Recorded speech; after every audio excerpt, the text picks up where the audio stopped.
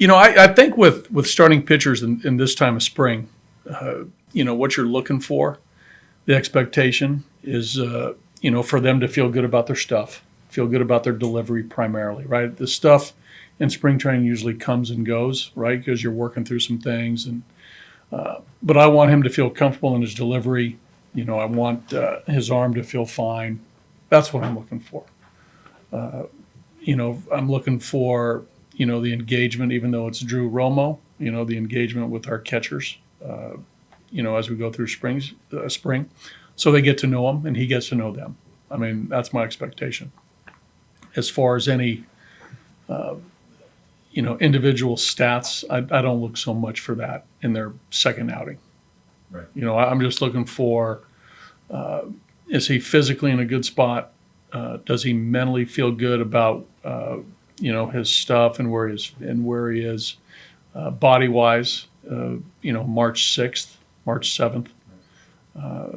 That's what I'm concerned about. He's been around long enough to know that he's preparing for late March and for 6 months. Right. That's my expectation. Shifting gears a little bit, Chase Dollander, obviously your guys' #1 pick last year. You guys have been kind of slow playing him in, and rightfully so, I would say. But just speaking with Chris Forbes, you guys have had guys, John Gray, other guys, power pitchers that you hoped would be, and to a large degree were, fulfill their potential here. But what do you hope to see from a guy, even though you haven't seen him actually at the pro level yet, from a guy who has that type of potential, who kind of fell to you guys really at number 9?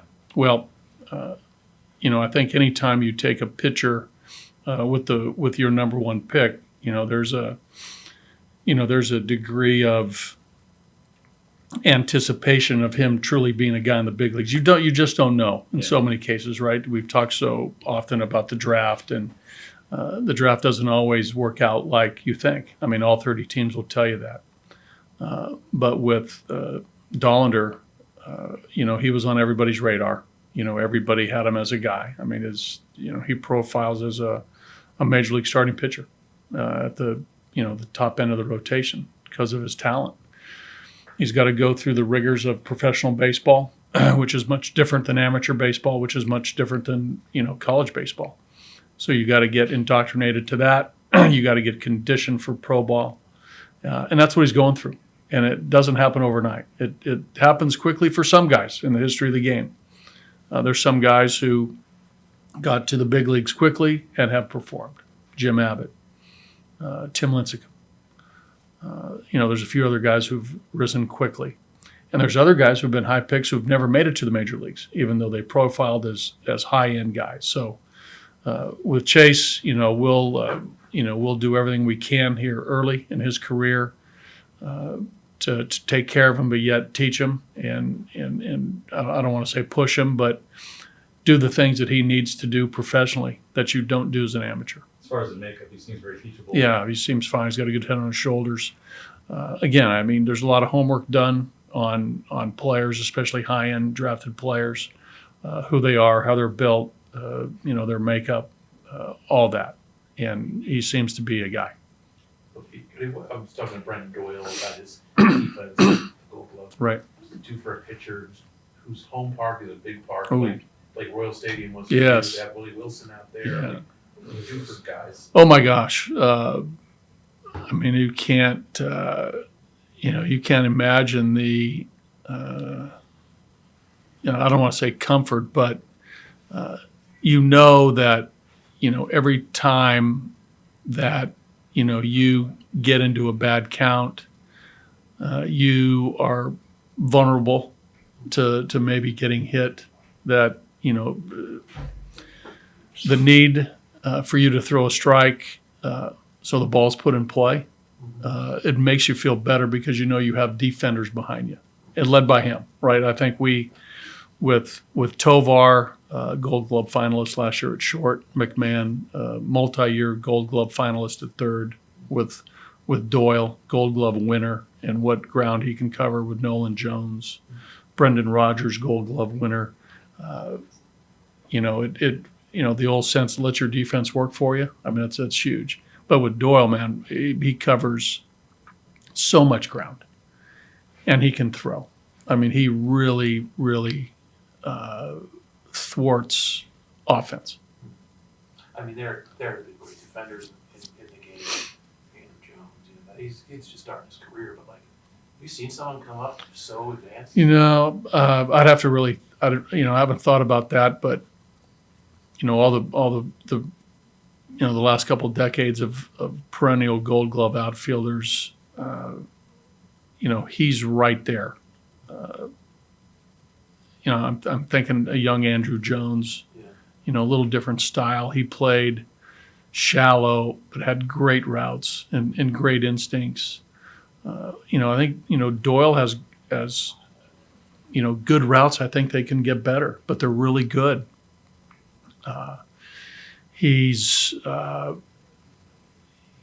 aggressive. He wants to make plays. That's the thing about great defenders, is that they want to make plays, and he wants to make plays. He doesn't shy from the wall. He's not afraid to dive. You always cross your fingers, right, when you see outfielders crash into the wall, when you see them dive and, they might lay there momentarily. You're always saying, get up. Yesterday. But you always worried about, but that's how they play, and that's how they're wired. And he specifically is a guy that, takes so much pride in defense.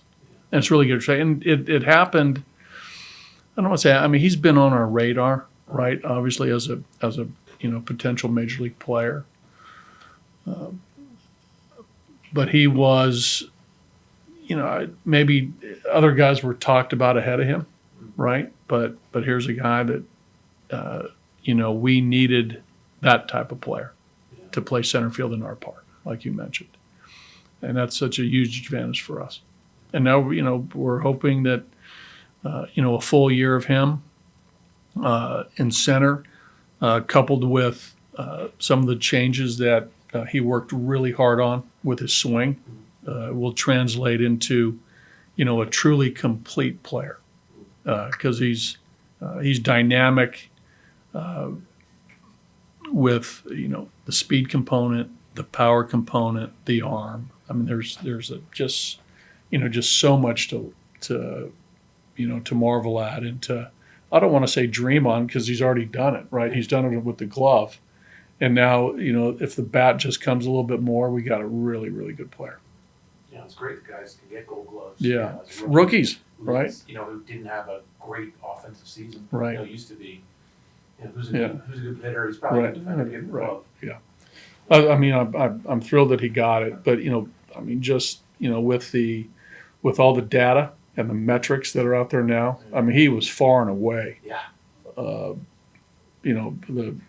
winner, right? And as coaches and managers, we get all the data late in the year in September, and and just from our critical eye, watching players, and we see players in our division more than we do outside, right? We see just glimpses of guys, and sometimes, a guy might be banged up, and we might not see a player, out of division play who's a good defender. So we base it on a little bit of the data, what we see in person, what we see on TV when we're watching games and highlights, but with Doyle, for in the game, it clear cut, best outfielder, center fielder in the game. Thank you. Gotta get serious. Hey, buddy, seeing Aaron Schunk at third. I think he played some short. What has he impressed you with in this camp? Well, he's had a good camp. I think what we've seen is a player more poised, more confident. Playing with a looseness but yet an intensity, which is what you want from a player, right? Playing free. That's what we're seeing from Aaron. It's good to see. We've always thought that the talent is in there, and now it's showing up in big league camp, right? There was a pretty solid year last year in AAA, but for him, it's just letting his skill set show, and so far so good here in big league camp. But again, like I said, it's more about the self-confidence and self-assurance of who he is as a player, and he's playing well. And when that comes, did that kind of unlock some things athletically? Because I've always Yeah. thought he was a good athlete, Yeah. and he pitched a lot in college, but Yeah. maybe was a little more programmed before this year. Well, you never know what goes through a player's mind, and they get to big league camp and they try awful hard, and that works against you. So, got to be loose. You got to play with freedom. You hear all great athletes say, when they have their best of games, they're not thinking about much. They're just letting their ability show on the field and play, and that's what we're seeing. Buddy, can you talk a little bit, I know you have before, about the path you're on right now? You've got Tovar and Doyle and a lot of young players, Nolan moving forward, Right. and then the next step toward getting Well, better. we have a blend of players, right? So, I mean, collectively, to have a good season, you need a number of players to play well, right? That's what constitutes, successful season, is guys having good years.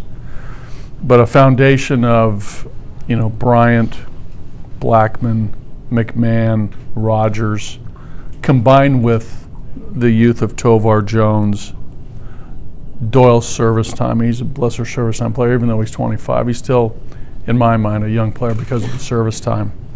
Montero, Tolia, Bouchard, less service time, but there's guys coming into their own as major league players, combined with the guys who have service time. It's a good group position player wise. If we stay on the field, stay healthy, and perform like they're capable, it's a pretty good lineup. And Diaz, I forgot about Diaz, behind the plate. Right. And people have talked about the path that Arizona had to walk a little bit, and Sure. Texas, and Baltimore and Houston, the Astros 10 Baltimore, years. Yeah. Is it? I don't know whether we didn't, I don't think our organization totally went that route, right? Yeah. But because we've always, wanted to put the best team possible we could each and every year to win as many games as possible each and every year. And I think that's a tribute to our organization and our owner, who wanted to try to do that. It doesn't work out all the time, but in our case, we gave opportunities to Tovar right out of the chute. He made the opening day roster, and then Doyle and Jones came soon thereafter, and they got every day at bats. So, and we started giving more at bats to Tolley and Montero as the season went on. So, How's your pitching health right now? Is there? yeah, we're good, and we're in a good spot. Cross our fingers, right? Every manager, general manager, this time of year, you just cross your fingers, right, for health, and it's important for us, right? We saw what happened to us last year as the season went on, and guys get nicked up and miss time, and it really goes to the depth that you have. And last year, we had to bring a lot of minor league players up, but we're in a pretty good spot right now, Jack.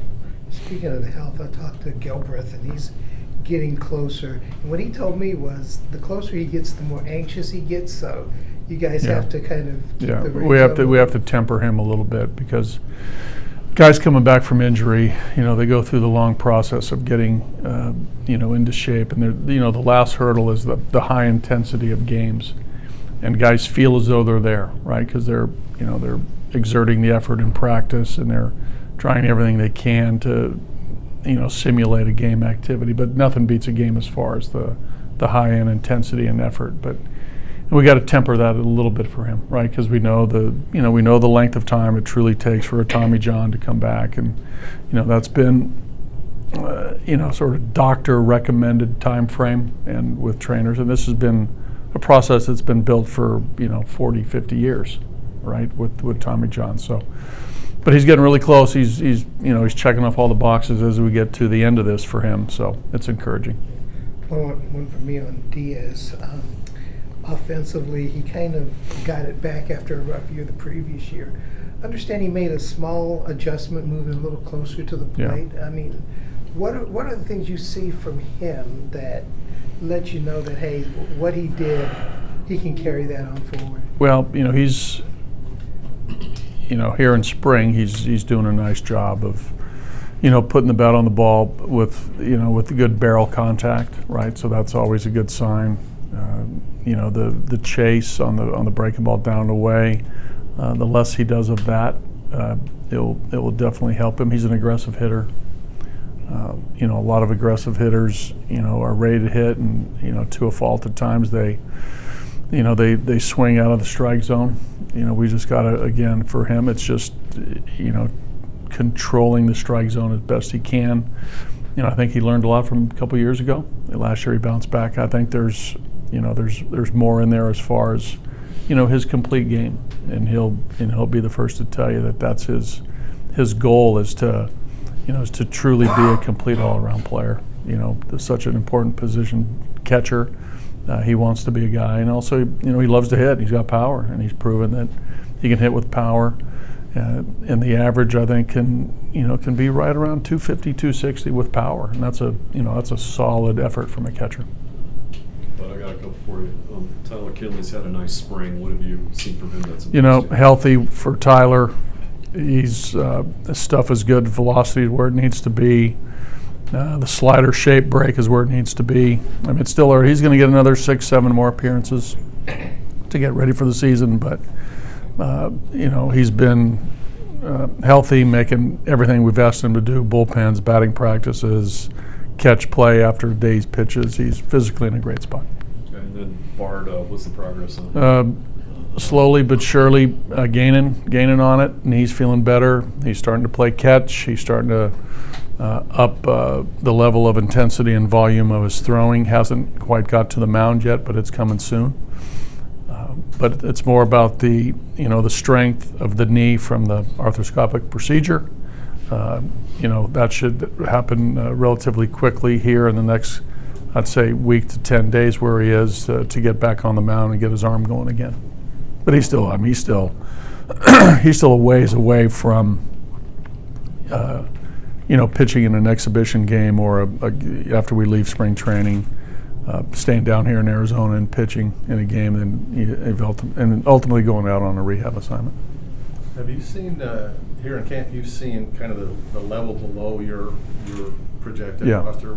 Yeah. Has anybody caught your eye? Beck has caught our eye. We like what we see from Amador.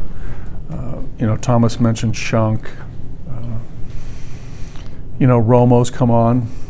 He's done a nice job behind the plate. I think all those catchers are looking good. MacGyver, Romo, Fulford, and I'll put Goodman in there as well. Carreras is more confident.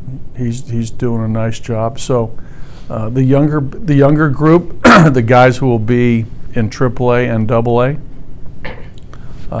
I'm excited for those guys to see their performance this year. How's Veen? Veen's doing fine too. Yeah, he's back. Yeah, he's healthy. He didn't play a lot last year, and when he didn't play, the performance wasn't up to, Veen's expectations. But every year's different. He's going to get a deal. He'll play, and he'll play a lot.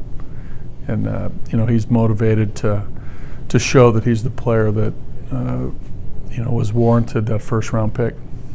As you train Jaden Hill as a reliever, what are the things you're seeing as far as progress is concerned, and are there situations you may want to throw him? Well, aggressiveness I've seen, pounding the strike zone. He's throwing a lot of strikes.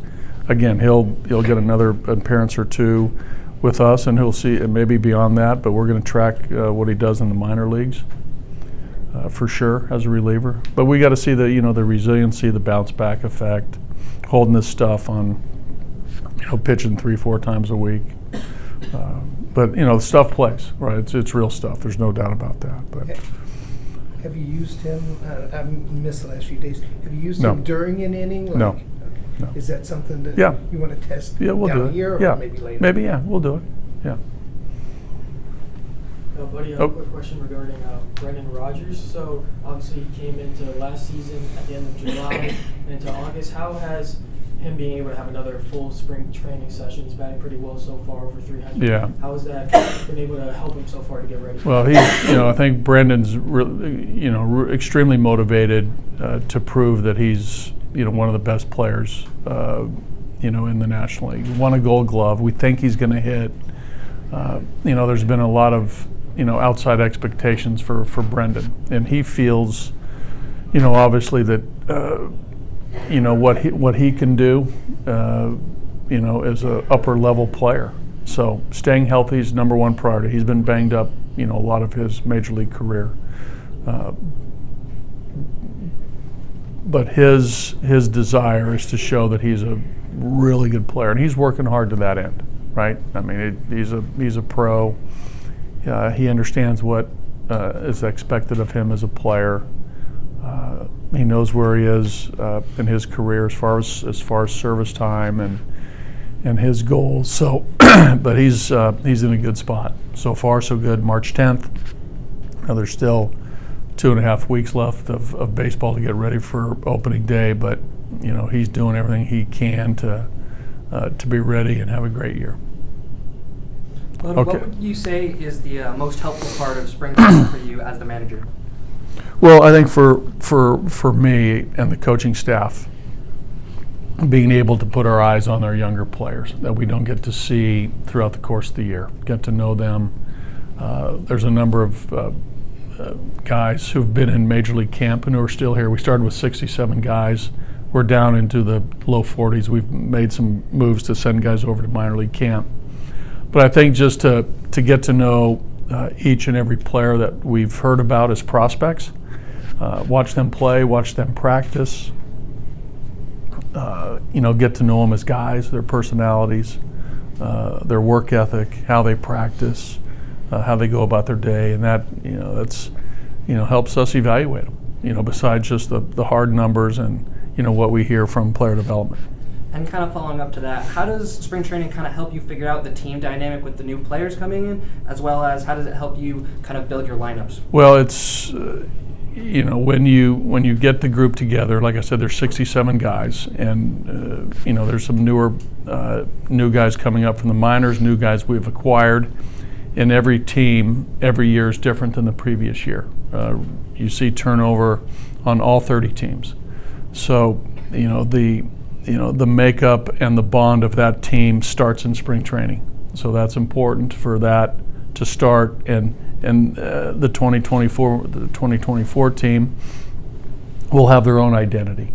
They'll be this version of the Rockies 2024, which will be different from 2023, 2022, and that's true for everybody, whether it's the Yankees, the Tigers, the Rangers, the Red Sox. Every team has its new identity, and that's something that I think is good for every team, right? Because you move on, you make changes, and new teams develop. So that's a big part of what happens in spring training, and that helps us, obviously get to know our players, and again, who makes the roster, who's our final 26 players. That all goes into these 6 weeks here. Okay.